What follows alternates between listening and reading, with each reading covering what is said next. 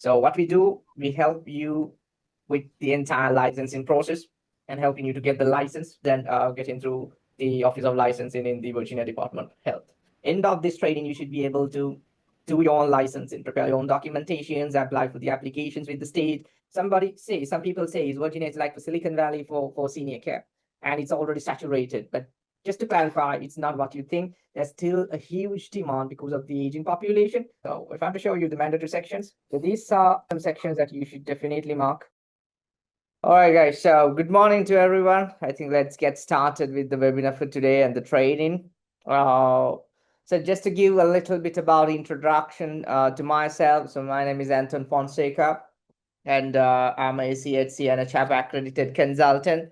So I've been working in the industry for licensing and credentialing consultant for almost 7+ years. So we have started care policy organization in 2019. Since then, we have been helping so many providers across the country, helping them to get licensing, helping them with all the administrative documents, including the policies and procedures, the budgets, and everything. So what we do, we help you with the entire licensing process and helping you to get the license within the state specific regulatory requirements and the framework, and so that you can start your agencies within any state that you will be living in. So today's plan, we are trying to host this free webinar, the free training for initial providers or new home care agencies who are trying to start their new business or their startup business as a home care agency for the first time, and how they can get the license from the state specific regulations, meeting all the state specific regulations, and getting through the Office of Licensing in the Virginia Department of Health. So that's the whole idea about the today's session. So let's get things started and let's move forward. All right. So we have pretty much planned to cover up everything, and that also very detailed level. So once you attend this session and this entire training, end of this training, you should be able to do your own licensing, prepare your own documentations, apply for the applications with the state. And we are trying to take you through very comprehensive step-by-step process so that you get to understand everything to do yourself. So that the documentation side of it, the application side of it, and on how you can navigate through the regulatory requirements. And just to make things easier for you, we have already put down all the regulations, the checklist, the documentation that is needed in terms of the legal and the supporting documents, everything we are trying to get you get you going to make things easier for you, right? So as you see on the table of content, what we're trying to do today, I will give you a little bit about the company and of course the objectives of this webinar as I explained to you. And we are trying to get you through what you need to understand in terms of a home care organization or a home care agency.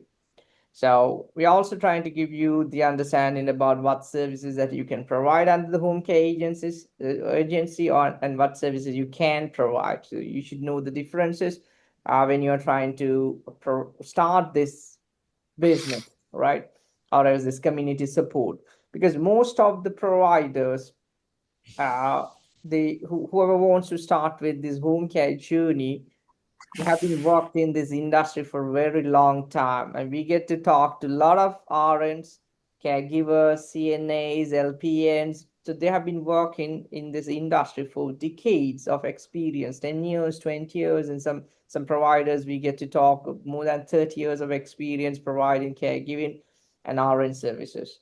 But at a point you think that, okay, now it's time for me to get into my own practice or own agency so that I can level up in terms of the community support. You can expand into the services that you can provide and have your own agency and start this as a business, which is going to be way lucrative compared to any other industries across the country these days. I'll show you some facts and figures why you should also start a home care agency and in which areas that you should also focus. So let's try to discuss everything in detail. And of course, the licensing process, the most critical information which is not even available on online. We'll be sharing with you because of our past experience. You know exactly how this needs to be done and how we need to take you through step by step on getting you the license approvals.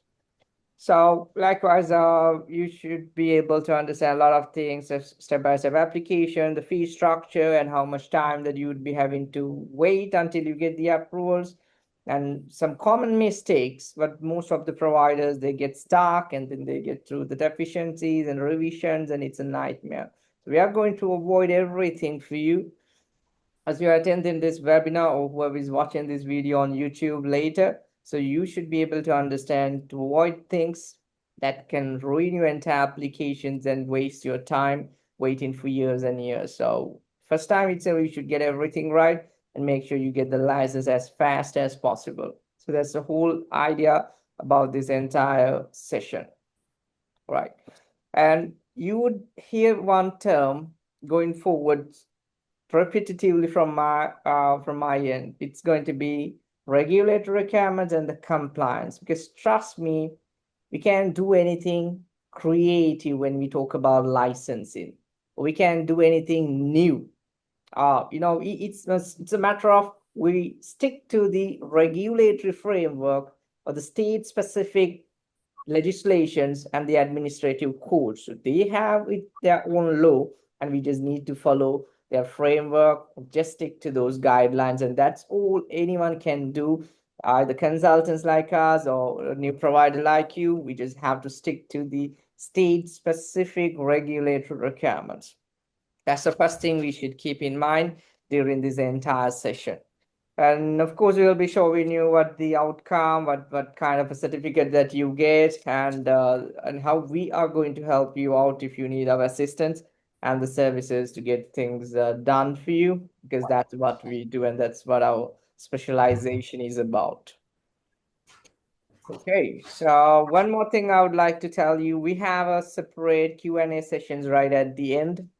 We are trying to answer most of the questions because I usually attend around 5 to 10 calls every day, trying to answer the questions of newly who are trying to newly license their agency. So I know exactly most of the questions that, having a lot of burning issues for you. So I'm trying to address everything for you right from the beginning. And even if you have any other questions, you can shoot me at our Q&A session. But if you think something urgent or something that you would want to clarify at that stage while we do the presentation, you can shoot as well. No problem. So this session, let's try to make it interactive and try to make it more meaningful for everyone. Okay. So, all right. So what we do at Care Policy, as I mentioned, we are been in the industry since 2019, and we support all 50 states with their licensing, credentialing, and accreditations. So we help you with the entire documentation support, application support, regulatory requirements, and navigating through all the steps, the background check, insurances, and all these steps. We help you. We take you one step at a time and get you the license as fast as possible based on the state where you live in or the program that you'd want to go ahead with. So that's what we do. And we have all the services, even for startup businesses who want to start their home care agency and later expand your operations. And we support with your IT services, web development, marketing, and the brand in everything we do. But today we will not talk anything about that. This is the whole objective is to give you the entire idea about license in your home care agency in Virginia. All right, so moving forward to the objectives of this webinar, as I explained to you, my whole objective to get you the laws, the rules and regulations, how you can provide a quality care and how you can get the license to be eligible to provide this quality care within your state of Virginia. And in Virginia, what you need to understand, the term home care organization is a term referred for home care agency. So I think I've tried to cover this in most of the other webinars and the trainings that we conduct as well. Every state has its own way to refer to multiple programs. But when we talk about a non-medical home care agency, in California, it's a home care organization, and in Virginia, it's a home care organization. In Georgia, they refer the term as the private home care provider, and it's the same thing again. And in Texas, it's the PAS, it's personal assistance services. And when we talk about in Florida, they have two programs. One is homemake and companion, and the other one is the and yeah, and another one it's the non-skilled home health agency, because I think most of home health agency.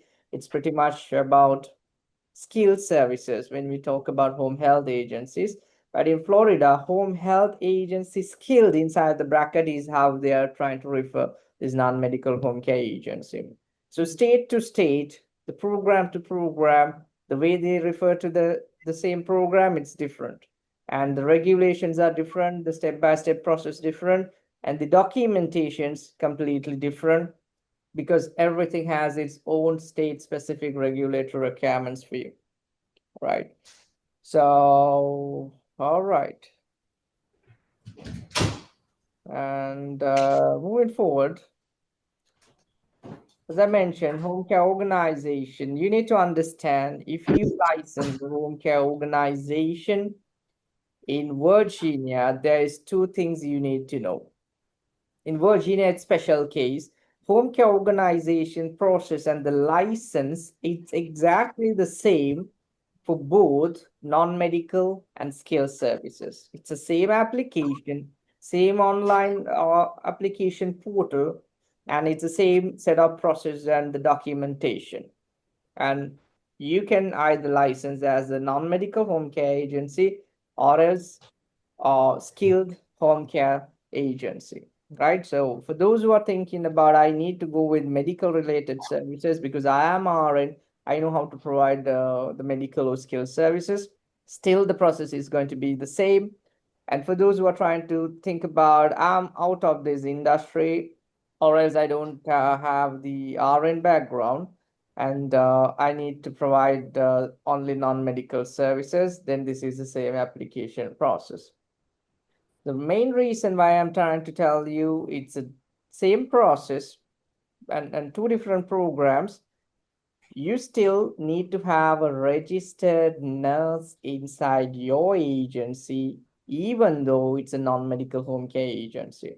RN is mandatory, but I know some of you might have the questions. Other states, you don't need RN unless you provide skilled or medical related services. But in Virginia, for you to get even non-medical home care license, you should have a RN in-house, or you should be an RN, because they have two mandatory requirements. One person should be the administrator and the other one should be the director of nursing. So you might have these questions. If I am to provide only non-medical services, why should I have a RN in-house? I don't need RN, but why the regulation specify RN should be there? The reason that is the oversee and supervise the non-medical services. The regulatory requirements or the law requires you to have RN inside your agency. And at the point of application, you should have this RN uh, mention the RN details when you try to license. And I will try to show you all these informations while we navigate through the entire licensing process, but I hope you understand. So just to give you a quick recap and a summary, in Virginia home care agency license, you can use both non-medical home care agency or skilled home care services in the same application process. There's no different application. It's either skilled or non-skilled. And if you get the skilled services, you can also provide non-skilled services. So that's a good thing. Since it's RN required, my recommendation for you, always opt for skilled home care agency, because then you get to provide at a later time both skilled and non-skilled, and it's the same application, same process. And RN is anyways required, either it's non-medical or skilled. So always go through the process for skilled home care agency, or that is what you should be thinking about, right? So, all right, let's try to. All right, so one more thing. Let me try to zoom this. There's something called the demand. Why anyone would want to go ahead with Virginia? Maybe some of you might have different access to multiple states. And why Virginia? There's a rumor going on. I need to clarify that as well. Some people say Virginia is like for Silicon Valley for senior care, and it's already saturated. But just to clarify, it's not what you think. There's still a huge demand because of the aging population and the need for services still available in large scale.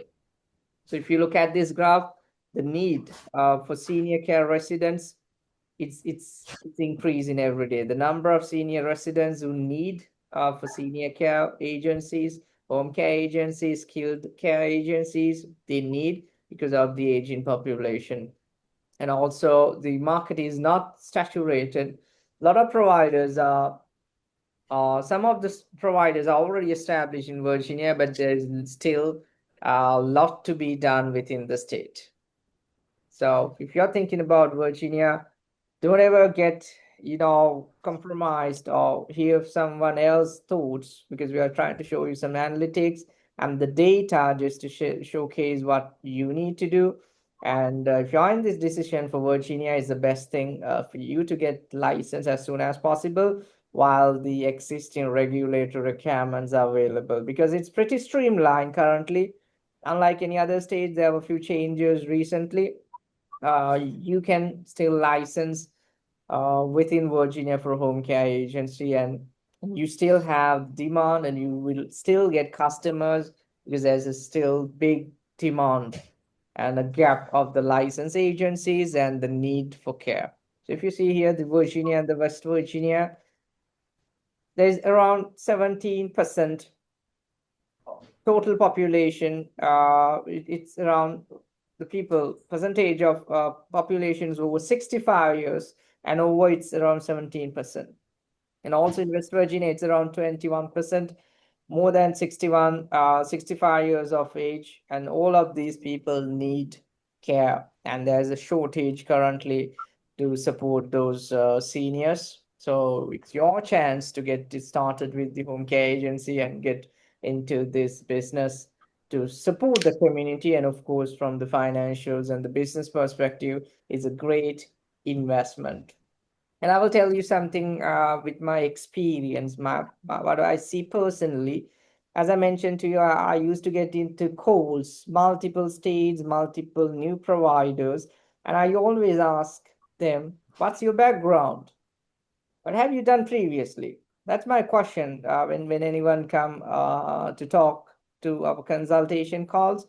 The first questions I usually ask, what's your background to why you would want to come into home care agencies? And some people, surprisingly, I see around 50% of the crowd out of the industry. They have no touch, no roots for healthcare, no roots for senior care. They even haven't heard about this before. And they are coming from, most of the people, what I can tell you is they come from real estate and IT industry. That's surprising to me, all these years, because everyone is trying to invest in senior care because of the demand and it's a lucrative business. And even compared to people already in the industry, there's a lot of people trying to invest outside this industry because of its demand. And you get two things settled from this. You can, of course, support the community, and that's a great thing. It's a great venture that you'd start here, helping seniors, adults with the daily living, personal support services, meal preparation, companion sitting, other skill services, helping them with wound care, injection. So that's a great thing. And that's the best thing someone would want to do. And the other thing, of course, there's a demand, and you can bill for Medicaid, Medicare, and of course, there's a lot of customers who are willing to pay even out of their private pockets for these kinds of services, especially the families who are in need of to look after their parents. Right. So that's the whole idea about the industry, and that's the whole idea about the number that I would want to share. What's going on in the industry and why you'd want to invest in senior care, the home care business, especially in states like Virginia. So, and one more thing, since just to let you know, like if you're thinking about which city, what I can tell you, the Alexandria, Richmond, they have the highest number of agencies already. So if you are trying to think of any other counties or cities, then you can also focus except Alexandria or let's say Richmond, because there's a bit of a market for those cities. There's a lot of agencies already. And if this is going to be helpful, then you can consider about going for any other state cities in order to get you your agency started. But still, if you're on these cities, what I mentioned now, you can still go ahead because still there's a huge demand that you can start this business, right? Okay. All right. So one important thing that I need to show you, I'm not sure whether you can see my screen, but I'll zoom it. So what you would find on the internet, if someone is going to license, you would fall into a 2012, I think 2012 checklist that is still available on the Virginia Department of Health. And if, as you see, this is the website. But this is pretty much outdated. I'm not sure why they haven't still updated their website. So don't follow this document. This is outdated. So anyone who is trying to just look over the internet and try to do this, then you will be at a trouble. So don't use this. I'll try to show you in this session today what you need to worry about and what are the latest regulations. Because the state of Virginia, they keep changing the regulations, and you should be up to date on what things, what changes and what are the new rules and regulations. You should be very much aware about those things. And going back to the presentations, this is the latest, the guidelines that we have received from the state. And also, but even after this, also we got some informations about changes to the application fee. Previously, it was just $500 per year, and that is the application fee that you should be paid. But on May 22nd, they made it effective immediately, a new change. You should pay 1,500 for 3 years at the point of application. So it's no longer 500 just for 1 year, but you pay 1,500 for 3 years. But it's the same thing, but you get to pay 1,500 upfront for 3 years, not just for 1 year. So that's the change, last change, just 2-3 months ago, effective. But then this is a latest regulatory requirement that you should worry about. So as you see, the job descriptions for administrator and the RN. So the other thing that I need to clarify on this checklist or the requirement, for you to get either a home care agency or a home health agency, you should have only 2 people. Don't get too many people listed in your application. The reason why I tell you, the state requires you to have the administrator and RN, or else the director of nursing. The RN is the registered nurse, right? So these two officers or the personals you can represent. You, if you are the owner, you can always represent yourselves as the administrator. And then you can have someone, your partner could be the registered nurse. So these 2 people are the only required people that should be listed on your application. Why I told you not to include anyone more than this at the point of application, because the more people you enter, it's going to delay your application process. The reason why, everybody has to undergo background check. Let's say you have a plan to have 10 people, 10 staff in. and you're going to list everyone in the application. No, it's not needed. You can have all those 10 people after your license, and when you do actual operations, you can have 10 or 20, it doesn't matter. But for application, always stick to the minimum requirements, because that's going to be very simple application, and everything is needed to be there. It's complete, and we are not going to overwhelm the state officer who reviews the application with too much information. Just give what they need. Once you approve, do whatever the process, staffing, everything that you need to do. So just stick to the administrator and the RN at the application point. One more reason why I need to tell you is this: every person you list down on the application, you should go through the background checks and the fingerprinting. So that's going to be costly in a way and time consuming. And in case if something goes wrong in one of the persons that you mentioned in the application, then your entire application is at a risk, right? So stick to the minimum number of people, RN and the administrator, nothing more, nothing less. All right. So I will take you through the rest of the checklist on a very detailed level, but this is just to give you an idea. You should have a business plan ready, and you should prepare the budget, and there should be the liability insurance for 1 million occurrence, and it also comes with 3 million aggregate value. That's the liability insurance you should obtain for. And professional liability cover also should be there. The malpractice, that is going to be 2.65 million, and fidelity and the crime bond for 50 million. So that is the minimum that you should have. But in addition to this, I will show you the rest of the requirements, like the support documents, the policy procedures, everything I'll take you through in the next slides. Okay, so I hope that is clarified clearly for you. And one more thing, it's no longer manual application. So if you have a manual application, and if someone is trying to tell you, I can do your manual application filled out and give you, and you don't trust them, no, it's your applications manually anymore. It's OLC. That means that is the connect portal from the Virginia Department of Health. There is no manual applications, and that's the main reason why I said you, if you find this on internet, even under the vdh.virginia.gov, please ignore this. This is no longer valid, and this is not the up-to-date information, right? So that's something you should know. And let's move forward.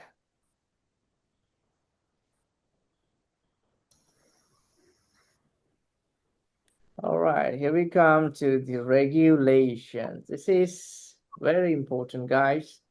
You should understand the need for regulations, and why when the state specific regulatory legislations are published, and what you should understand. It's not simple. You can take any of these regulations simple. Every chapter code, every administrative codes, they have very clearly instructed you with the regulatory requirements and what you be doing, what you should be doing. So that's the main reason why you should follow this chapter 381. So I'll show you what this chapter 381 represents and looks like. So this is chapter 381, and these are the regulatory requirements for you with the Virginia law. And this is what you need to know, need to follow all these guidelines for your licensure for home care organization.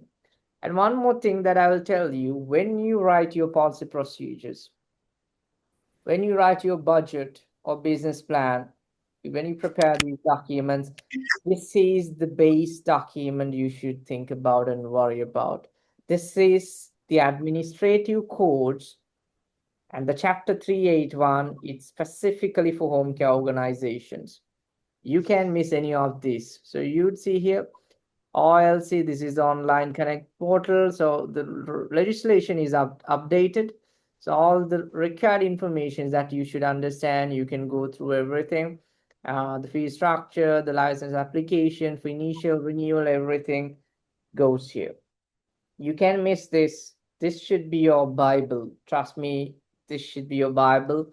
But the policy procedures, if you prepare it based on these administrative codes, then you can use the policy procedure for everything, even for licensing. inspection surveys, and for operational use. Everything in your policy procedure should reflect exactly these areas, and all these codes should be covered in your policy procedures. So I'll try to show you everything and how it needs to be written and everything today during this session.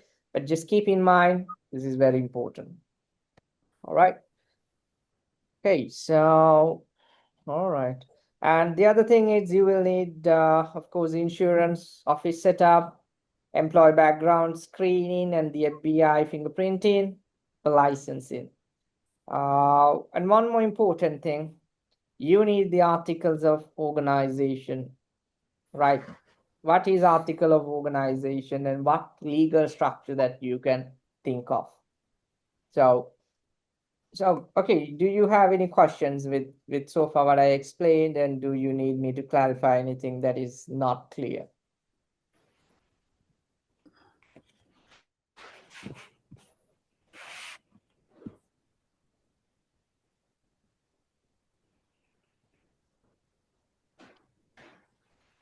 All right, so we don't have questions at this stage. I'll try to continue, and maybe once you get any questions, feel free to shoot the questions that you have. Let's try to make things clear for you and make it easy for you to understand so that you can do things on your own. So the third step here, the the third most important thing is the article of organization, which means your legal structure. You can register for articles of organization, or else I will tell in different term that you might understand, that is your LLC, limited liability company, with registered with the Secretary of State in Virginia. You should have that document. And that document, it's a representation for your legal business structure, legal business name, and your ability to do business within the state. That is your official document. So if you are the only owner and your ownership is only 100%, then you can go with a single member LLC. And if you have multiple partners, then you can still use a LLC with multiple partners. But if you are a big corporate and trying to use that umbrella, the legal umbrella or incorporation, then you can think about going through incorporation. It can be either S Corp or C Corp. You can do that as well. And if you're thinking for a non-profit organization, 501(c)(3), that is also possible, but I don't recommend personally for those who want to go ahead with the non-profit organization, because there's a bit of added complexities, because it's for non-profit. You should have the volunteers, the governing body, bit of, additional things which you don't need. If you're just focusing to start this business, just stick to yourself for LLC or incorporation. If it's a small business, one person or two person or maybe three person, just stick to LLC, that is the Articles of Organization with the Secretary of State of Virginia. Right. All right. And the other thing, of course, when you try to apply for your LLC, you should also apply for your EIN. EIN is the employee identification number that you receive from the IRS. That is for all tax purposes. So those two documents, you can get it in around 3 to 4 days. And there are so many agents out there who does that for you. You don't need to, worry too much. And that would cost you around $200 to $300 just to get you uh, your LLC and EIN, or it can be maximum around 300 or 350, and it could be, from 150 to 350. That's the price range that you'll be having to pay for LLC and the EIN. And it also sometimes comes with operating agreement. So if you can get that from the persons that you're planning to get, then that's also better. If not, even you can directly work with the Secretary of State and get these documents ready. And of course, the EIN, it's a pretty straightforward and a free application. Anyone can fill it for you, or even you can do that. All right. So here we go, the step-by-step licensing process. So this is the most important part of the application. The session today, especially, this is what you need to know. And please keep all of your attention to this program, this process. As I mentioned, I'm going to take you through every step of the way. to give you the full guidance on how you need to do things on your own. Even as a consultant, I'm trying to give you all the knowledge that I have. I have experience with what I've gathered, so you can do things on your own. And please keep your attention on this session. All right, so let's move forward.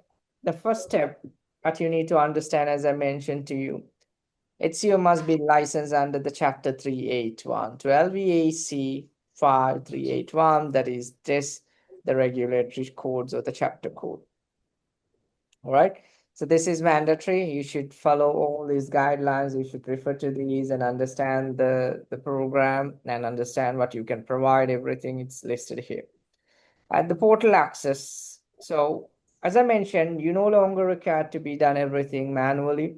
You should stick to the online process because that is way faster compared to any manual programs. So online program, you should be accessing a request in the first, you have to request access with the Virginia Department of Health. And I will show you how you can request access and get through the entire process. And as I mentioned, the application submission has to go through the Virginia OLC platform. So first of all, let me try to show you how you can request the access. So you have to go through the VDH OLC portal. And if I'm to show you that, this is what we are talking about. Virginia Department of Health. You have to go to this login sections and this is where you will end up. And every license organization you see here, and once you license, even your application or your license will be listed here, and they will show you whether it's active, expired, everything. This is the directory for home care agencies. So once you go through the license and once you're licensed, it should have reflect here. And this is the portal. You have to go through the login and request access. And this is how you can request access through this portal. Go to login, go to request access, and you have to enter the basic details. And once you get the access, then you can connect with the portal. So that is where you have to fill out all your information and submit all the documents, fill out the application. It's very complex, it's very comprehensive, but you have to do that. There's no chances you have to do that. And you should complete all mandatory sections. So if I'm to show you the mandatory sections, so these are some sections that you should definitely mark and update in your application. Make sure you update them correctly, your agency details, your business name, the mailing address. So all these informations, your county, the city, the email addresses, everything, you should update everything here. So once the application is completed, as I mentioned, you should have your EIN number ready by the time you apply because it needs to be entered down on your application. Without your EIN, you can proceed. And one more thing, some of you might have these questions we get a lot. The FEIN, it also represents the EIN, so you don't have to worry about when it says FEIN, it's also the same EIN. So like this, you have to make sure you go through the entire process and get through the information. All right, so and this is how you have to fill out all the mandatory sections. And then we have to get you through the application process. All right, so this is what you need in everything. And I'll also try to show you a checklist. You should have your business plan. You should have your working budgets and the policy procedure manual, certificate of the organization office occupants. If you have a owned office, you can use that.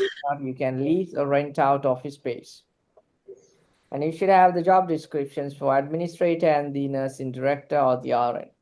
And the resumes of both, and the letter of readiness, and liability insurance, and third party crime. And there's one more insurance I think I explained to you earlier. So these required documentations and compliance are mandatory. You can miss anything out of the regulations. Always, this is your Bible. You can miss anything out of this chapter 381. Every document should be prepared exactly to meet these sections, administrative codes, and that's how you can get the license. Otherwise, in case you miss any regulatory requirements, your applications will be rejected, or they will throw you deficiency reports, and you will be having to work on fixing them, and it's going to delay your entire application process, right? So you have to be careful on doing things and making sure every information is up to date and meet all the regulatory requirements. Right, so moving forward with the OLC. Okay, so in every document when you submit to the OLC or the online portal, it has to be on PDF format. And they don't accept any other format. It's recommended to have PDF format, and everything should be updated. So one more thing I'll tell you. So we are talking about the what do you call the checklist. So let's say this is everything that you need. This is what you need to do the let me zoom this for a second. These are all the information you need to create your account. About this is basically about your details, the owner details or the administrator details, and the RN details or else the agency details, right? So you should have this, and this is the required items, and this is basically how we also help you in terms of a detailed checklist. We list down everything for you, and we identify whatever is needed to be completed. So to get your license in Virginia, I'll tell you, you need basically about 60 documents completed to get the license, and every item that is listed on this checklist must be met, must be included in your application package. The word package that I'm referring, because you can't submit one document at a time. No, you can't do that. For you to submit the application online, you should have all these documents in a package, all combined, the policy procedures, your LLC, EIN, your NPI number, and your insurance documents, everything combines is called a package. And it has to be ready to submit. Once all of these 60 documents are completed, that's when you can submit to state. Before or without any of these being completed, you can do that, and I would never recommend for anyone who just try to skip documents and submit. You will be rejected. There is no excuse, no chances, because the state guys are very tough, because they are very very much sticking to all the regulatory requirements and the legislations. So you have no choice but to meet all these regulatory documents and the requirements when you try to go through the application process, right? So this is what I'm trying to tell you in terms of the application, the documents, and the portal. And all these documents should be met before you can license. So, all right, one more thing that you should know. That's, let me zoom this out. The payment and the inspection service, I will try to tell you how much you have to pay, and the inspection service, how everything is going to be conducted. So as I mentioned to you on May, I think 22nd May, if I remember right, they had this immediately effective change came for this application fee. But it's the same thing, by the way, but the way how they change it, as I mentioned to you, $500, that's what you had to pay for 1 year's fee when you submit the application.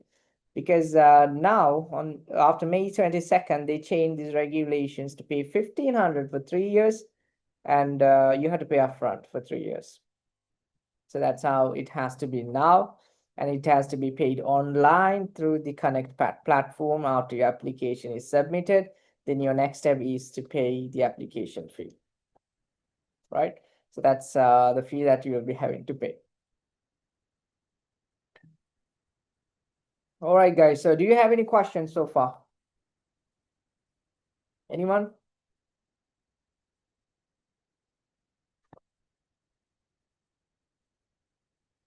Any questions?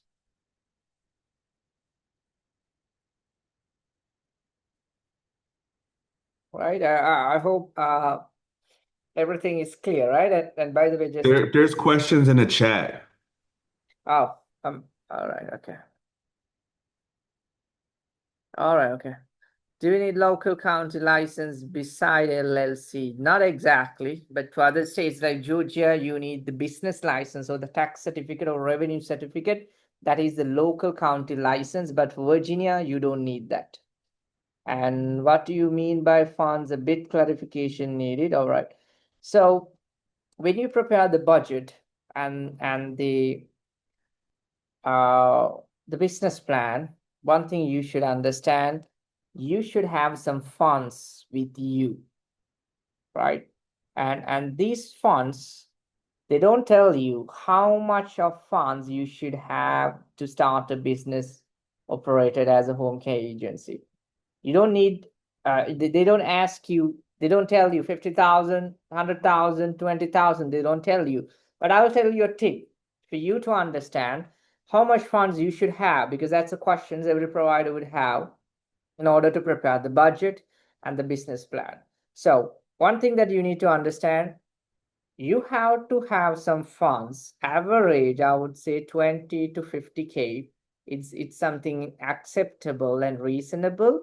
But again, the amount that you show should reflect your budget that you prepare. And how the state is going to verify your financially feasible business to approve, they're trying to see the funds that you have in hand, and and the business plan that you submit should reflect that you can run your business for more than 3 months or 3 to 6 months time of operating cost with the funds that is available with you.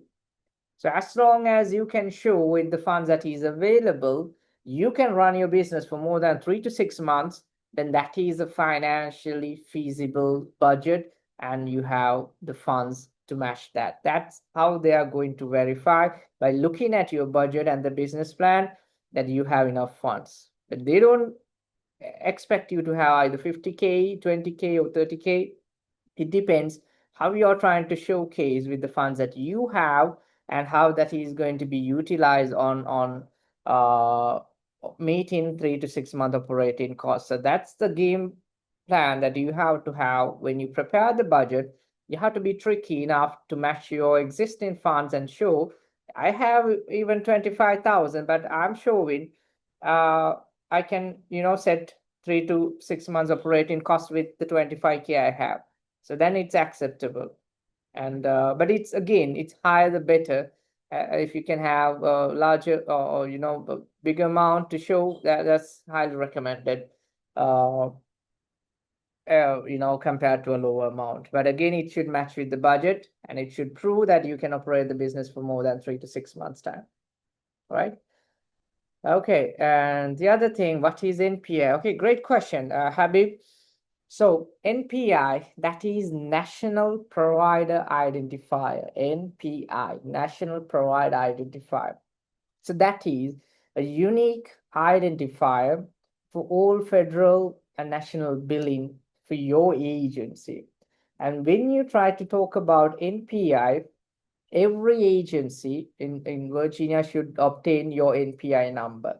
So how you can obtain the NPI? You should always apply for a type 2 NPI. And let me show you how you can apply while you're on the call. It's the NPPES. Here we go.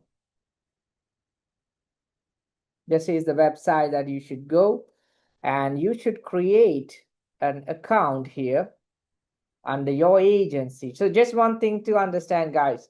NPI has two types. The first type is the individual type 1. If you are a solo practitioner, individual practitioner, it's going to be a type 1 NPI. It's going to be applicable for you.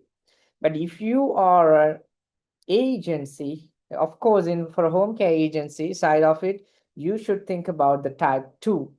Your NPI should be type 2, because this is type 2 represents organization, not individual. So you should go towards this process, create an account, and you have to enter your basic details. And once you create the account, then you would be asked individual, organization. Always remember to go with organization. That's the type 2 NPI. And once you fill and submit that application within 24 hours, you would get an email confirming your NPI number. Not instantly, they would take some time, and they would send you via an email, and that's the NPI that you will be assigned to an agency, and that is what you should be submitting for your application as well. So this is the registry. Once the NPI is ready, you should be able to find your NPI number right here, and then you should be able to see what has been registered. Okay, so that's the question, the answer for NPI. Can you show different account related to someone else support my business? Can you show different account related to someone else support? No. The bank account, you should have the funds. My recommendation, create a checking account under your business name and have the bank balance under your business name. Even having on a personal account is not recommended. Have a business bank account, a checking account, and have the business balance transferred to your checking account. All right, so I will open this business in my home first. Therefore, I may not need zoning license. You are right. So I have actually planned to explain these questions, but just to give you an idea, one tip as well for those who are starting this business, I'm trying to tell you this so you can license at minimal cost. You don't ever rent out a place now itself. Don't ever do that, because I know for some consultants, even some people came our way telling we have hired our rented and we are paying lease, but still the application ongoing for a few months. But that's a problem, because you keep paying renters for a place that is not licensed and you don't make any revenue, right? So one thing that you need to know, this question actually we raised with the Virginia Department of Health and the licensing team, and what they came up with the solution, because you have to keep paying rentals even though you are not licensed. That is not acceptable, because the licensing take few months for you to get the entire approval. So you are allowed to use a home office in Virginia, but not any other states. Home office in Virginia, and that information you can use for the application processing. Okay, I hope I answered your questions, and you don't need zoning because zoning is typically required if you are trying to do a group home. But this home care agency, you don't need buildings, properties, or facilities or homes, because you are a home care agency. You are licensed in your business. You only need office space, and you will be sending out caregivers. And you don't keep the resident inside your property or your clients inside your building or home. That is a group home. It's a completely different program, guys. So in a home care or a home health business setup, you send out caregivers to the houses of your residents and providing the caregiving inside their own homes, and they come back home or come back to the office. They don't stay, or the clients don't stay in your building. So unless you don't operate a group home or a assisted living facility or a treatment center, you don't likely to need zoning verifications from your county office or planning divisions. You can just stick to your home office and just ready your home office details, maybe your deed or your lease agreements. Those documents will be helpful for you to get through the home care license. All right. I hope I answered all your questions. And I have a question. yeah. On the NPI application, you have to check what type of service you offered, and that will give you a taxonomy number. So what would you check on the NPI for your taxonomy? Community based, or what would you check? All right, there's something called in-home services or non-medical there's a specific one for taxonomy, but I can exactly remember the code to let you know. But taxonomy means it's a code that represents the service type. But for non-medical home care agency, or if it's a home health agency, they have a taxonomy starting with number 2. I can remember exactly, just to let you know at this stage, but maybe you all can contact us and we can share the taxonomy. So if you are trying to go ahead with the skilled home care, then you can use the home health agency taxonomy. And there's another code available for in-home support services. You can use either that. You can try to find that on Google. It's available for taxonomy. Yeah. All right. All right, guys. All right. Thanks for the questions. And I really appreciate your questions and trying to make this more interactive as possible. All right. So I'll try to move forward with the presentations. Here we go. Thank you, Nelson. Yeah, here we go. Thanks for sharing the taxonomy. I think Ernestine, you can check the chat. Nelson was great.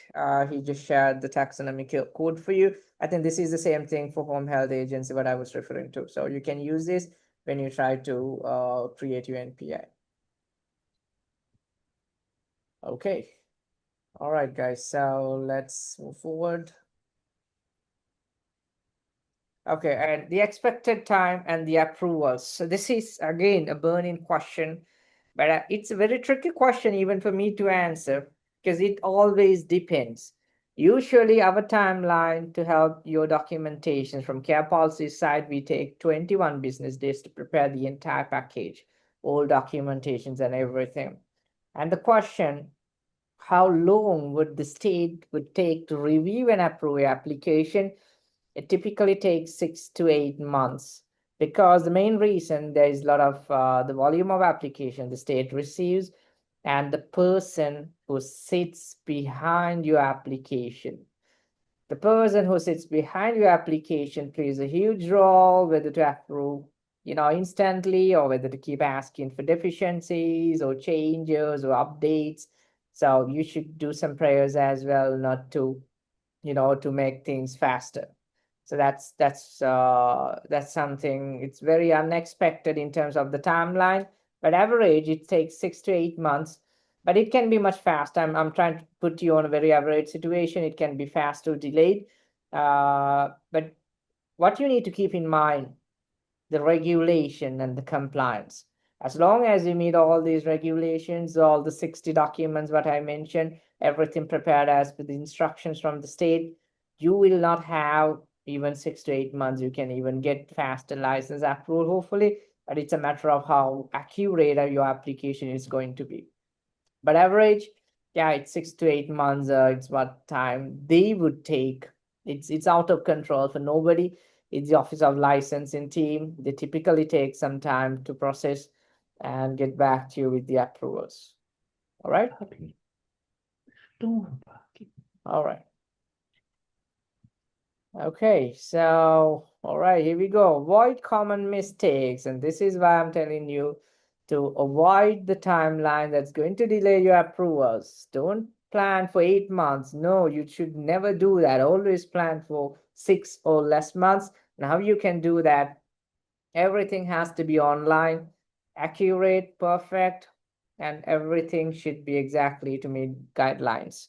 And one common mistakes, what we see in most of the providers, they comes our way and asking to support with revisions.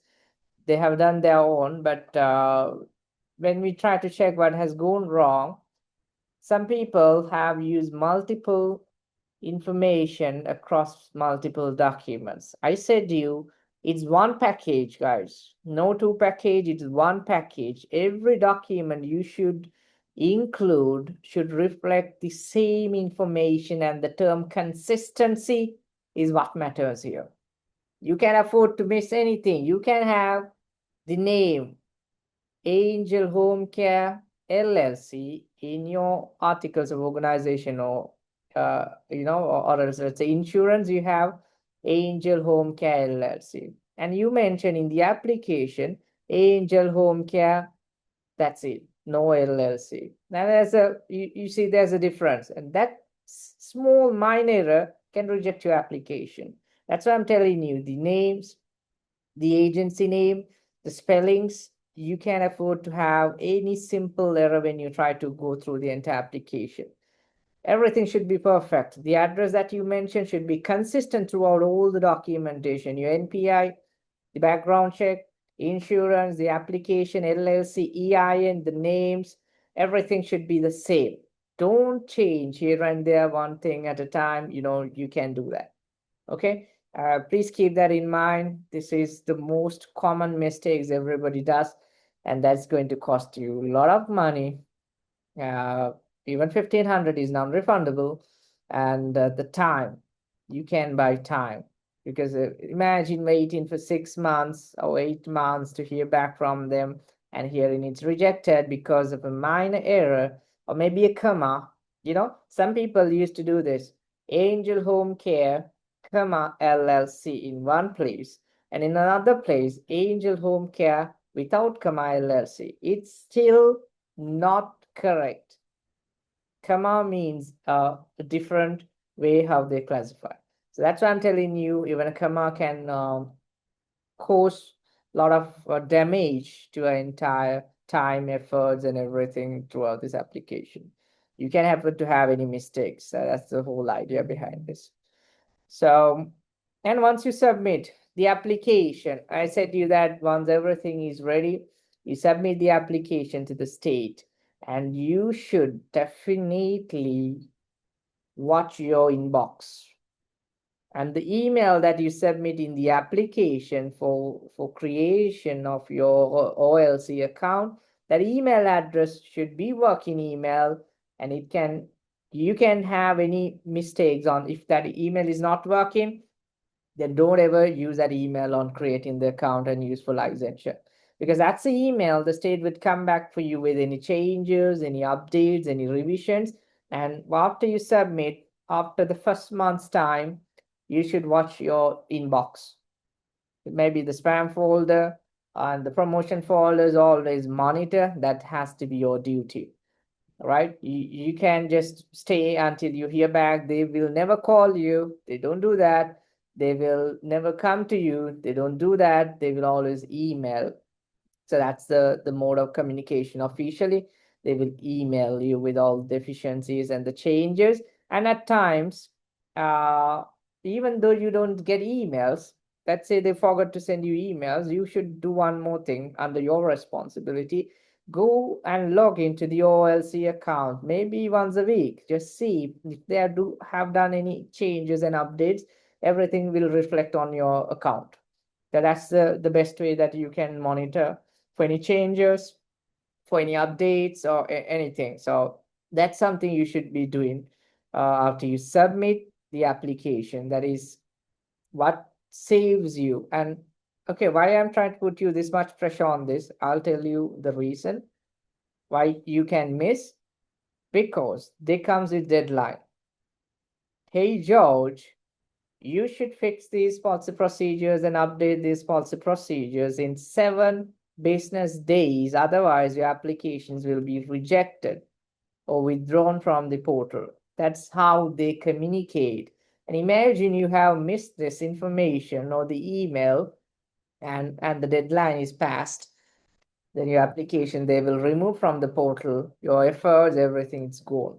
So that's the reason why I'm trying to bring you this much of pressure on the follow-up after you submit the application. I know, these are small things, but this is something common mistakes you should never miss, and you should definitely keep this in mind. All right. Okay. Okay, and what happens after you receive the license? This is exactly what I mentioned. The compliance, you should, okay, now this is about the after license. You should also maintain your, the compliance. And if there's any regulatory changes for policy procedures, you should update that and print them and keep it at your office. And you should be always, monitoring for any changes, updates. So that's also you should be thinking about, because there can be compliance inspections. They're going to visit your office and do some random checks later on. So I'll actually explain how the inspection service works and everything, like the last part of this presentation. And so you'd understand what to expect after, and after you are licensed or before you are licensed, what you should worry about. Okay.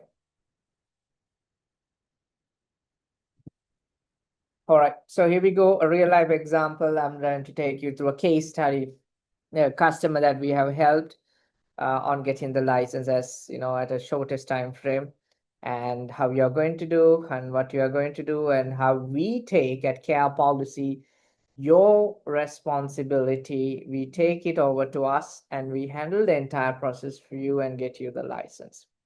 So I'm going to show you a case study, a real life example, just to give you some idea about how things happens. So the first You thing. got a question? You got a question in the chat.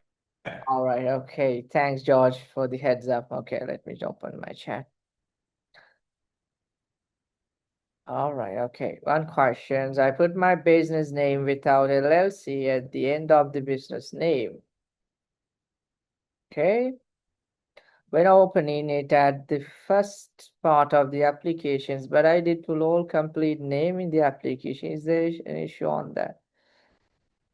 No, without the, okay. So I mentioned to you the term consistency, guys. So you should be very careful on trying to maintain the consistency. I would recommend don't go with multiple changes. Even the LLC, it matters in the application. Wherever you enter your agency name, the business name, it has to be consistent. So that is a reason anybody could get denied letter, but sometimes the state officers, they don't directly deny, they give you a chance to do some deficiency corrections. So in some case, you might get this as a deficiency or a revision to be updated. If not, sometimes it again depends on the person who reviews the application. Sometimes they will just ignore that. But you should focus on getting everything perfect before you submit. So that's my recommendation. Don't give chances to anyone. You know, we can do that on the regulatory requirements like this. So you have to be very careful on what you submit and how you submit. And we must send policy procedures along with applications because there is no specific option for this document except other optional application form where all the documentation is uploaded. Yeah. So the policy procedures you should prepare, and everything has to be along with the application. So as I mentioned, it has to be the entire package. All this information should be ready. And because this policy procedure is not only useful for the application, but also for the operational use and the inspection surveys, this is your Bible document. So you should have that ready from the beginning of your journey. All right.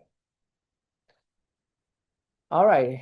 Okay. So if you have any question, please, I would appreciate if you can put it on chat and just give me a heads up, because for my screen, I don't see the chat notification. So someone can please give me a heads up, or, you know, you can directly ask me the question as well. All right. Thanks. Okay, so the research, it means the regulatory requirements, you should always work towards the latest regulatory requirements. And if you are to do this alone, I would recommend reaching out to the Office of Licensing, because don't depend on what is available on internet, even though it's the official website. Sometimes they haven't updated, they don't do that. So it's best to reach out to them, ask for the latest requirements from the VDH and get those up to date. And that is what we do. That's the first thing when we work on your application project. And then we prepare this detailed checklist. We try to highlight everything that is needed, including the logo, because this is not a legal requirements, by the way, a logo, but we are telling to all our providers to add credibility, you should have a proper business name and a logo. And every document we prepare, we customize your logo, business name, everything to reflect correctly. So it's more of a credibility that your business is, you know, looks good at the eyes of the reviewer. But it is not a legal requirement, by the way, but this is part of our way of doing things and the things that we request for you. So EIN, LLC, driver's license, owner's resume, business plan, working budget. So everything you would see. Only legal documents we would need your help with.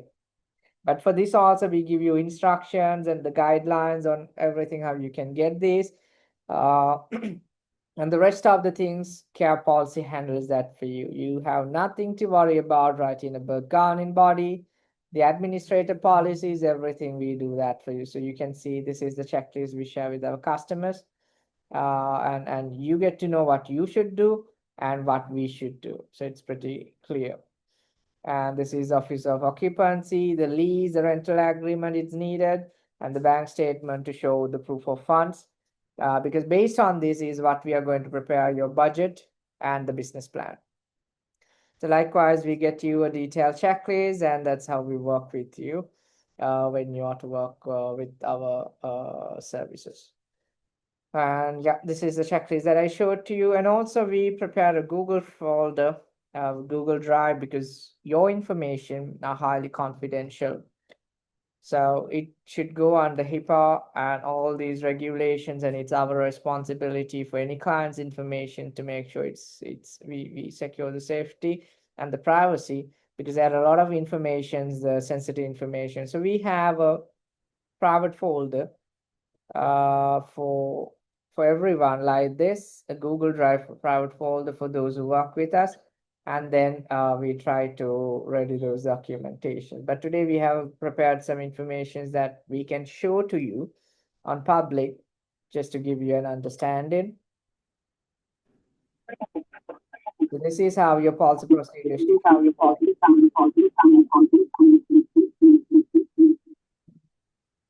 and it should be very comprehensive and should cover up all the requirements from the state regulations and procurements. And also there's a format for forms, the client agreement, admission application forms, client intake forms, everything also should be included because that's part of the regulations as well. And you should always reference wherever it's needed, the chapter codes and the regulations. And this is the policy procedures that you should have.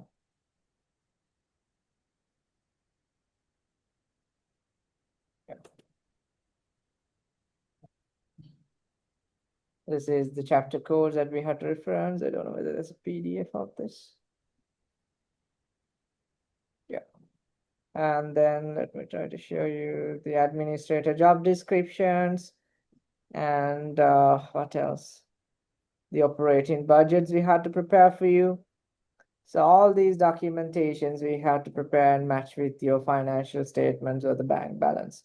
This is why I told you your 3 months of operating cost should reflect your total amount of how we are going to, do. And we had to prepare the annual budgets, and we should show the available funds. So everything will be doing that for you, including all the support documentation.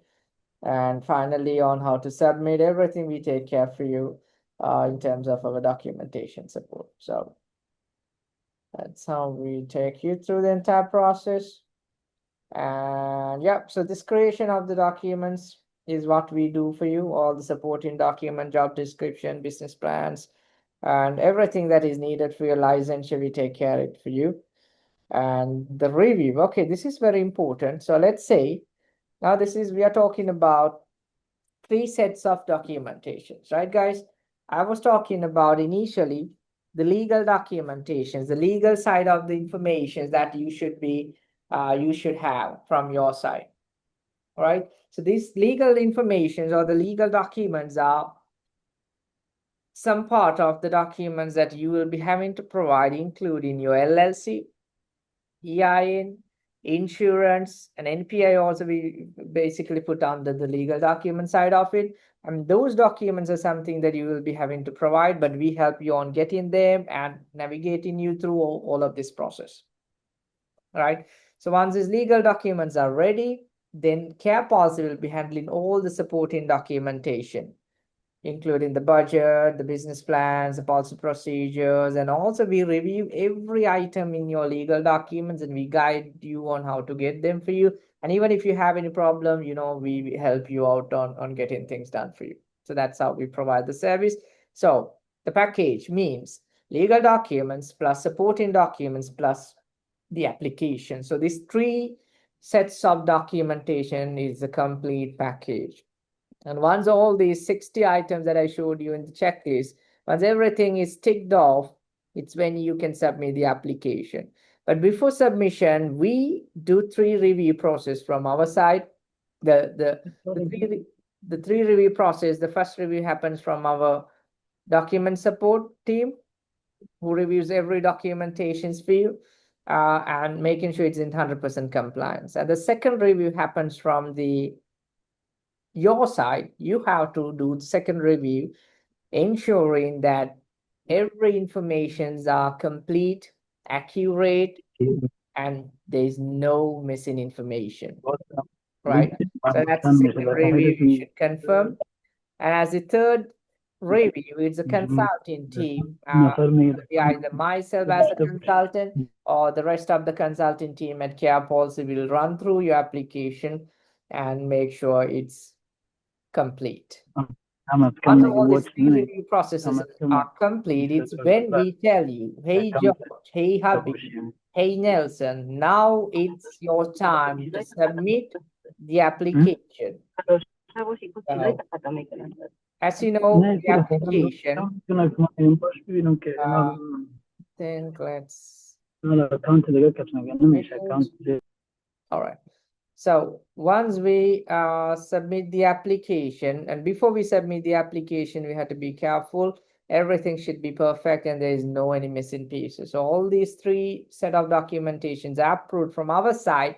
We tell you, hey Habib, hey George, now you can log into your Connect portal. It's fully ready. You just click submit and pay the application fee, because usually you have to pay the application fee. And once the documents are ready, the support documents are ready, legal documents are ready, the application is ready, then you have to log into the account and submit the application to the state. So that we typically take 21 business days to ready the entire package. Well, 2 teams, your team and our team, will be working parallelly on getting the same goal and the objective. So that's how we work with you if you are to work with us for the entire consultation support, right? So, okay, I think we have a question. All right, is it okay to show business budget showing projected revenue and expenses for 1 year or 6 months? And should we have the same funds for 1 year or 6 months in our account to prove? Okay, so your budget, it has to be typically 1 or I can't remember, it should be 1 or 2 years of working budget. You should show the total. But the way the funds that you need to prove, the first 6 months, if you can operate your business with the funds that is in hand for you, then that's going to be a positive.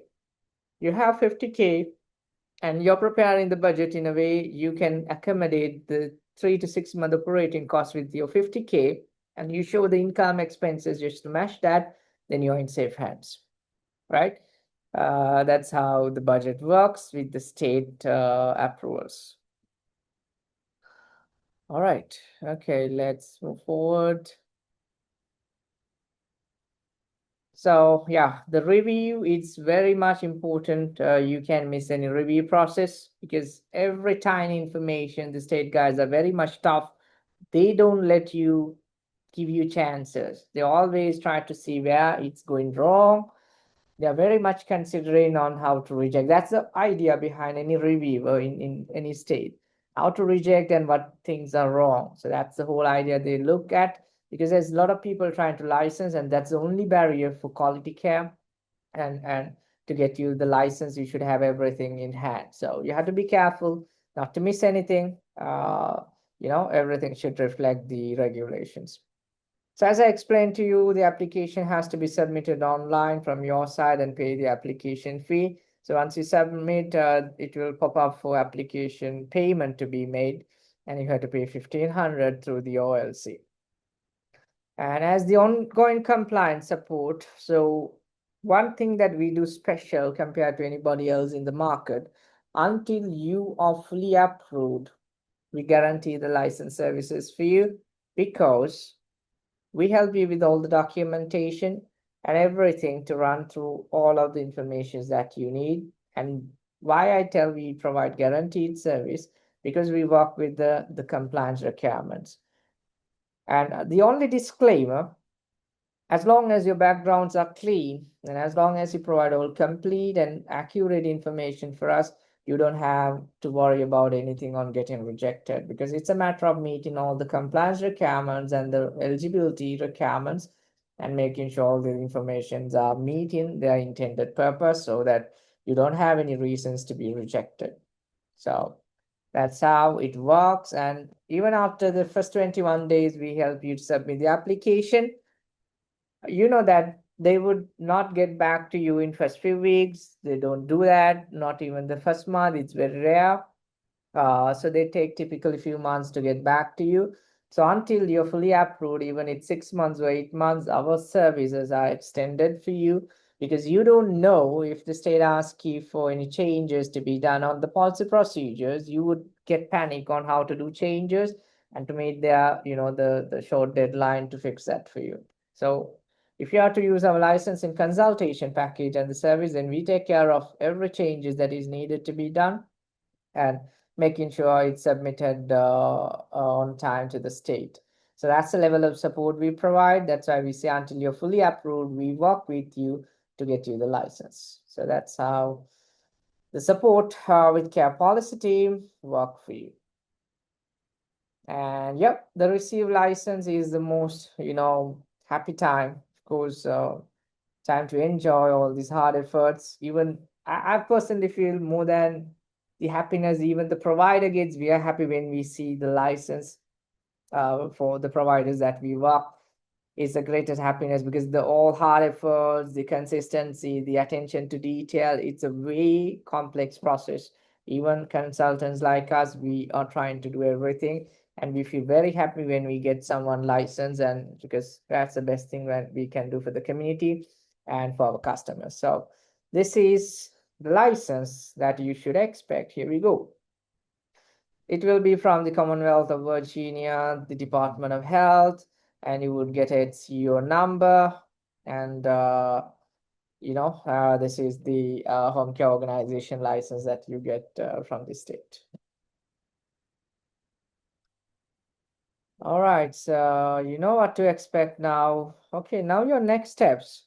So home care license, it's a different licensing process. And we have other services that we provide for our other customers apart from the licensing, the Medicaid, because this is something you should do right after your home care license. But just keep in mind, until you get the application or the license for home care license, you can do Medicaid provider. It's recommended to have home care license and then go with the Medicaid provider enrollment process. This is a complete different application process. This is a complete different program and enrollment process, so and different regulation, but this is something you should have in mind as soon as you are licensed for your home care agency. This is your next step. So I'm trying to give you some heads up, so you know what to be done. And okay, if some of you don't know what is Medicaid, so Medicaid, it's a payer.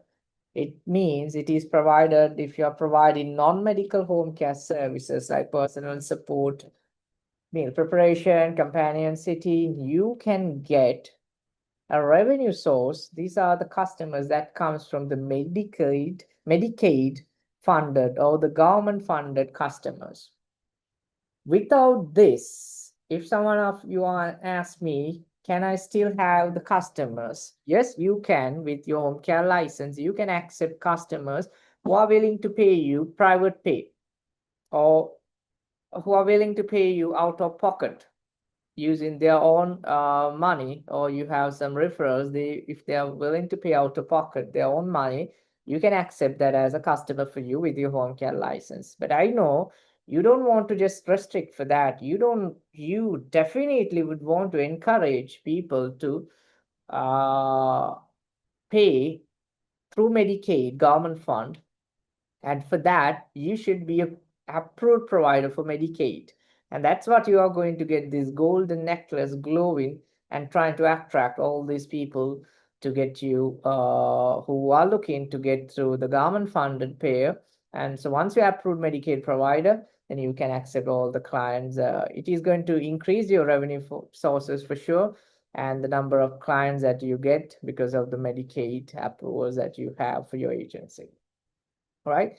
And if any of you thinking for Medicare, that is the difference between Medicare. Medicare, it's a different because it is only for skilled or medical services. But Medicaid, it's for non-medical services. But Medicare, it is for skilled or medical services. And it has to be licensed from CMS.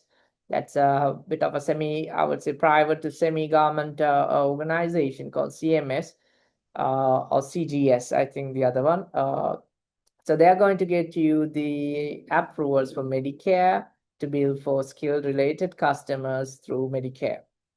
And the Medicare, it is the application called 855A with CMS, and that is what you should be doing if you want to go expand into Medicare as well. So, but first of all, your pathway, the journey should be initial home care license, and then go with Medicaid and Medicare, and then you're complete. And later on, maybe if you would want to expand into group homes and all these things, it's possible that you have to start from one point and then you have a larger scope to cover and in this industry, right? Okay, so here we go. This is how we help.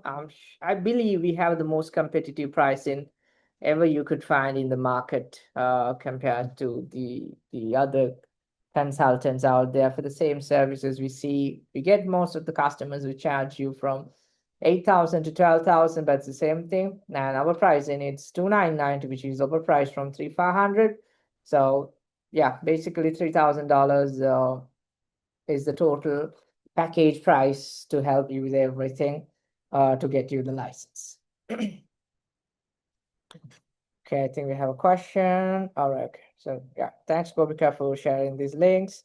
And you can go through this provider package information and get the policy procedures. If you want to only the policy procedures, you can get this download. This 1990 packages are instantly, you can download the policy procedures. It's available for instant download, the entire manual, but you'd be having to do some customization.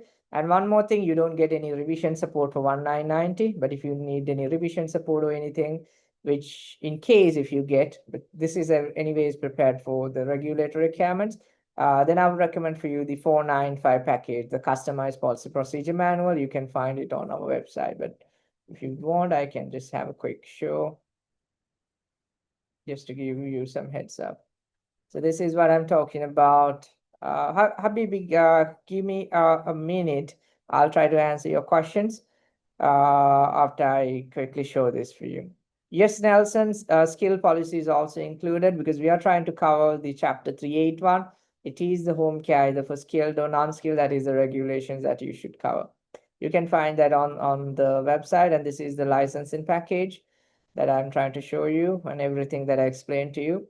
So we have offer price for $2,990 until you're fully approved. We'll be working with you. So this is, if you are ready, you can go ahead and get this for you, and then we can get things started. So all you have to do is place your order, then you get a small form to fill out, and the form will ask you the agency name, the state, and the program. So you have to say Virginia, home care agency, skilled or unskilled.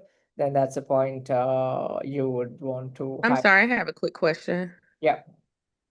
With these policies, especially with the skill, are you able to use them in like another state, or is it only for Virginia? No, you can never use for another state. It's only for Virginia because every state, I'll try to show you something for you. Every state has its own regulatory requirements. So if you see all 50 states, all provider types, just to show you, everything has its own code. Even we have tried to cover these code numbers as well. It's going to be completely different. Even though it's a non-medical home care agency in Georgia, Virginia, Texas, it has different regulatory codes. And those codes should reflect, if you're focusing on the licensing, you can't use anything from one state manual for another state. You can't do that. All right. So yeah, so every state we do have the policy procedures, and if you don't find anything we have listed, then I would recommend for you to go with this customized manual, because we do customization to entire agency details, and also this comes with more of the revision support and everything until your policies are approved. That's a 495 package we have. You can find that on our services. But I would recommend everything all in one place. It's a 2990 package. We help you application.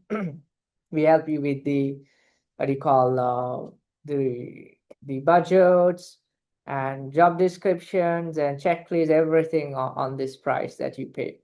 I would believe this is value for money, definitely, because this covers pretty much everything for you.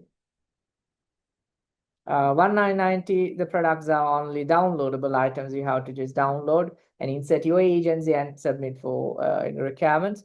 But it's you have to do some updates from your side, like the agency details. Okay. So these are the packages, and you can simply go ahead and place the order. And you get a form to fill, and that form would be to accept the confirmation. It's a formal confirmation of the agency name, the state, and the program type. Once you confirm that, then we start working on your project. You get the first checklist in first 2 to 3 business days. We have actually mentioned everything officially as well here, 3 business days, and then complete your documentation in first 21 business days.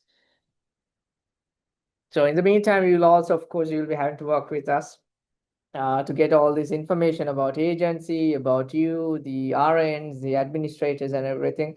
So, but we take care of everything for you, the application, creating your accounts, and all these things. All right, so here we go. This is what I wanted to showcase in terms of, but for those who watch this on YouTube, I would, mention to you, go to our latest pricing. These are offer prices, but sometimes by the time you watch the videos, the prices may change. So just always go to carepolicy.us and look for the latest prices. And for those who would want to go ahead with us, me as a senior consultant, I have few around 2 slots, 2 to 3 slots I can take care. If anyone would want to go ahead, you can confirm within this week, so I can allocate myself directly to work with you as the senior consultant at Care Policy. Yeah. All right. So the next steps, even we help you with the marketing, branding, because you are a startup business and you need to get your business up and running and have your branding, everything you should do.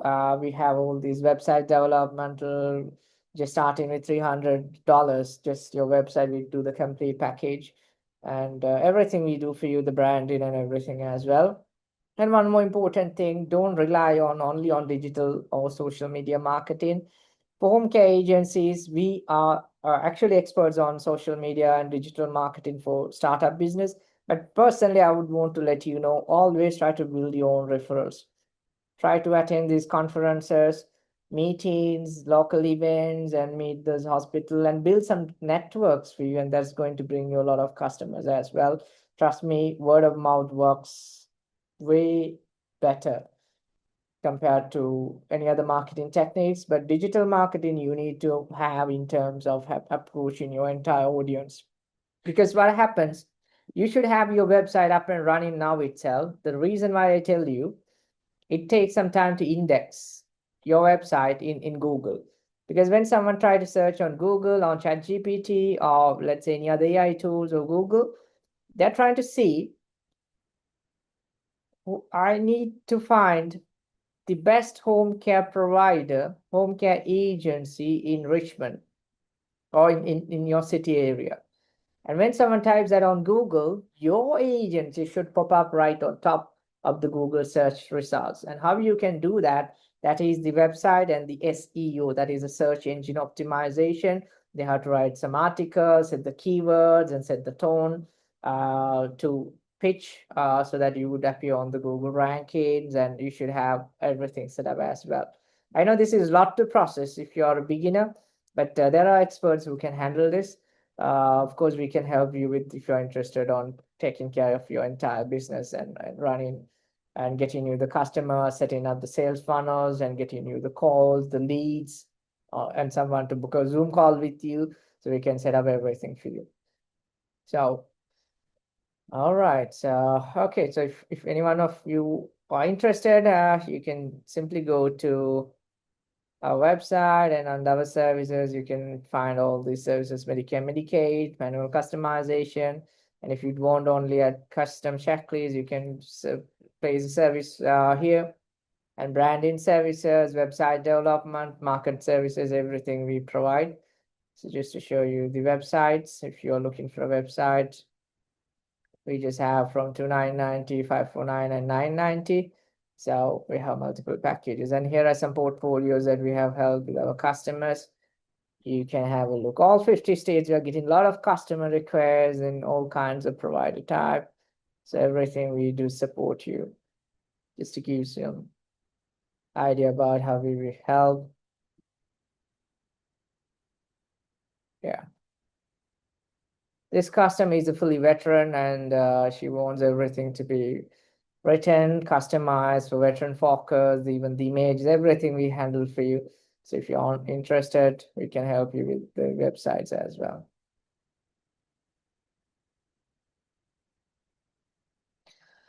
All right, okay, let's move back to our presentations. I have some very important questions to cover for you. And then you should be completely able to do things on your own. So that's my whole idea. All right, guys, let's go back to the presentation. Okay, we have some best reviews. You can check out Trustpilot reviews, the way we work, the support service, and how we work with you. It's everything matters. We don't work as a business. We work with you emotionally and personally to make things, because we believe the approval for a license is very important, not just for you, but for us as well, because we do it as a community support in a way that's help our business grow, and the word of mouth, everything. So we believe in, making things satisfied for you as much as possible. Actually, this is, I think, just a day or two. We got these reviews. This is for a Georgia private home care agency. Everything was perfect for her from the first time. And this is for a Texas GRO, General Residential Operation. It's a youth group home. It was a very complex process, but we made it. We cracked it, and he was approved. And they are very thankful for us from the pro services that we provide. Okay, so since we are exceeding the time that we are supposed to end, I'll try to answer these questions that you might have. Of course, the non-medical services are pretty much personal care and support services, but medical, it's more about medical related or wound care, injections, or very much towards the health related services, or skilled or medical. Yes, open a branch office or second location. This is a very much popular questions we get. In Virginia, you can open a branch office without a new license or a separate license, but you have to, if it's supervised by the main office and within the same service area, and you should notify Virginia Department of Health through your OLC portal or your account. So you should have the password and the username every day. Don't miss that, because that is going to be useful until your entire business journey. And you should get this updated branch office updated within 10 business days. That's a great thing, because not every state do that. Some state based, if you are having a different location, they ask you to do a new license. But Virginia, in that way, it's great. Can I start with the home office? Yes, you can start with the home office. This is the best way you can save some money. Don't ever hire or rent a place now itself. Always use a home office until you're fully approved. But later on, if you would want to go ahead with a dedicated office place, that's fine. When it's time for inspection service, then I would recommend to move for a dedicated office space, but not at the point of application, because few months you are going to save that rental income, rental payment for you. Okay, so you have state LLC, let's say in Texas, in New York, let's say some other state, and can you still use that for your Virginia business license? The answer is yes, but I don't recommend that. If you want to do in Virginia, my recommendation, you should have your LLC just for Virginia, obtain that for Virginia directly.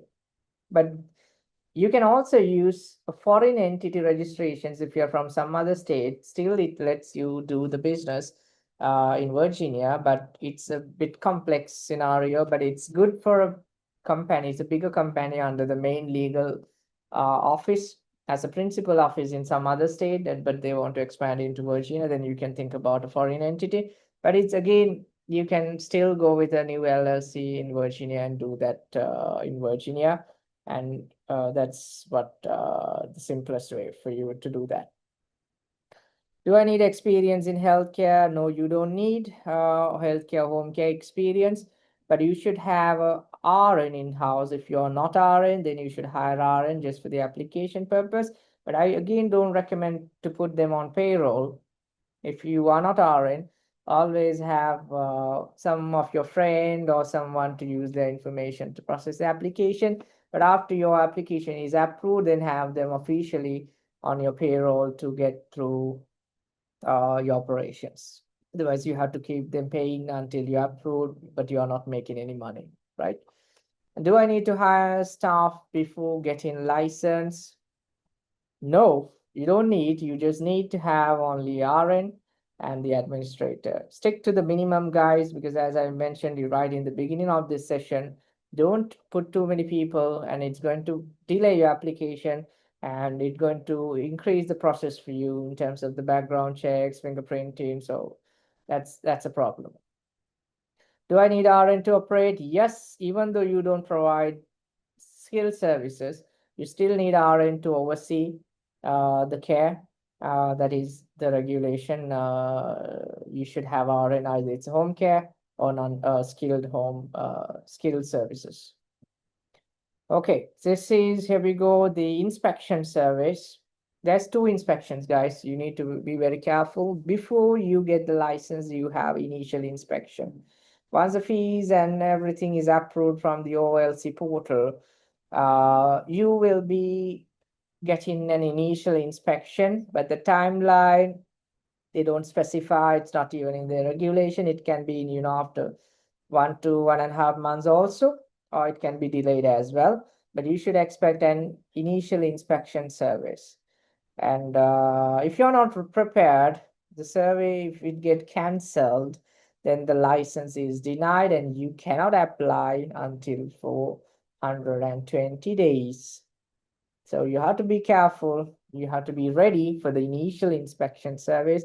That is when you get the license. Okay, keep that in mind. And the other thing is the compliance inspection. So after you are licensed, you have the certificate of license in hand, but still the Virginia Department of Health, they can do some compliance inspection, on-site inspection, and visit in your office space. At this stage is when I recommend for you to have a dedicated office space, because I know most of you are trying to use a home office, but it doesn't look like office, and you don't have printed policies, forms, and onboarding checklists, you don't have anything, then it's dangerous. You don't do that. I'll recommend once you get into the compliance inspection point or initial inspection point, have a dedicated office space. Even if it's a home office, keep it with all the required guidelines, right?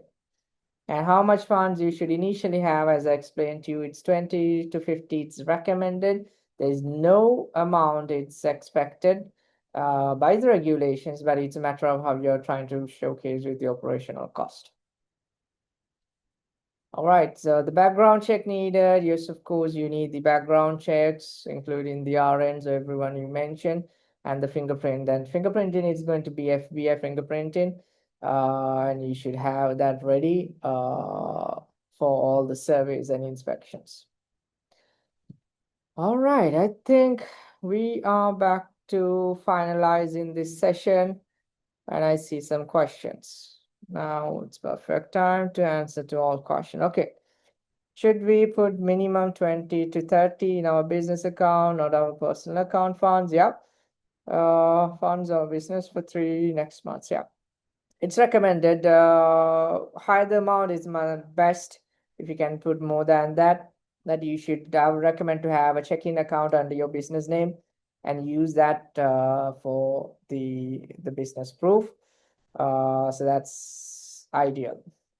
Now, is the skill policies included? Yes, the skill policies are included because the Chapter 381, it represents for home care organization. And when you say home care organization, it reflects both non-medical and skilled.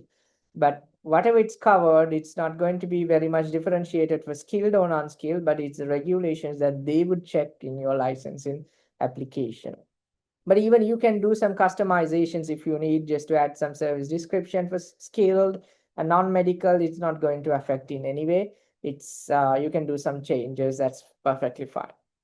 Only if you need. And can you use for North Carolina? No, you can't do that. It has to be North Carolina specific regulatory requirements you should meet for the home care or any program. Also guaranteed approval with these policies. Okay, so I don't know which product are you referring to. Guaranteed approvals comes with our 495 package because we help in case, as I mentioned, even though we are 100% compliance with the regulatory requirements and administrative codes, the person who looks at the policies, they still keeps asking for, hey, do this, add this, and it's something out of our control. So to help with that, we have the package for 495, but it's only policy procedures, guys. We don't offer the budgets or anything on that 495 package. But if you need everything and guaranteed, then 2990 package is what I would recommend for you.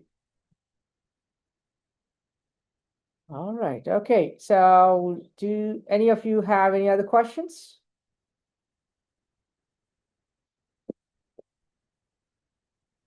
And one thing, I think George and Ernestine is available. I would really personally, I have a request for you guys. If you can, please leave us a review if you are happy with the presentation today, or if you think you learned something, then this would mean the greatest motivation for me and for my team. So I'm leaving the link for you. That would be highly appreciated. All right. Okay. Thanks, Gopika. So please. Not a problem. Thanks a lot, Josh. We really appreciate it. All right. Hello. Yes, Habibi.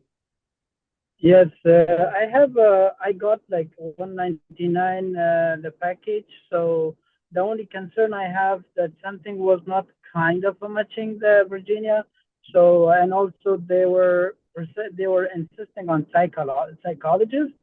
So, but there wasn't anything mentioning about RN, which is the very most important part of the home care in Virginia. But there was nothing about RN, but it was just about the psychologist. So I don't know if this mostly things are matching or not. All right. So, okay, this is the regulation, Habibi, and based on the differentiators. Let me try to go to the regulations again just to show you. So this is everything. If you go through the policy procedures, all these sections we have covered in the policy procedures. But as I mentioned, some reviewers may ask some things for you in addition to what is highlighted on the regulation. So it depends on the type of service. As I mentioned to you, if you think that we are providing psychological services, then you can add that as a service section and just try to list down just for your agency specifications.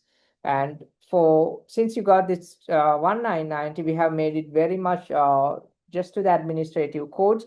But under the 495 package, we do all the customizations, and even any changes we take care for you. So my recommendation, if anyone would want the policy procedures, go with the customized package, as we guarantee the revision support as well. The 19 package, it's pretty much the administrative code. So you'd find all these administrative codes, everything pretty much covered. But again, there can be chances that the state could still be asking you to do some changes or updates. That's something unavoidable, but we just have to do that and send them back to them. So can we? I don't know if I can just change it to whatever you said, 299 or whatever package you just spoke before. So I have already got this one, but if I knew, I should have bought it after your session. So, but now I got it. So is there any All right, way that Habib, you what can? we can do for you, if you can please drop us an email to hello, let me put it down so that we will, update you exactly what you need to do, or if there's any possibility to upgrade, we will let you know. So please send us as a request for you, then we will reply to you, please. Okay, thank you. It was Oh. a great session. Thanks. So we learned too much. Thank you for your session. So thank you. Thank you very much, Habibi. And yep, thank you everyone for joining this session. And one special thing I would want to share with you guys, because you all attended this session and you get a 10% off on the entire licensing consultation package for $2,990. It's an additional discount. You would save around $300 if you are to go ahead within 3 business days. So thank you very much. We really appreciate your encouragement and joining this session. And even for those who watch this on YouTube, you can always shoot any questions that you have on comments and share this complete session that we hope we try to share everything as much as possible to educate you. All right, I think if you don't have any other questions, we can wrap up the session. And thank you very much, guys. All right. Thank you then. Bye-bye. Thank you.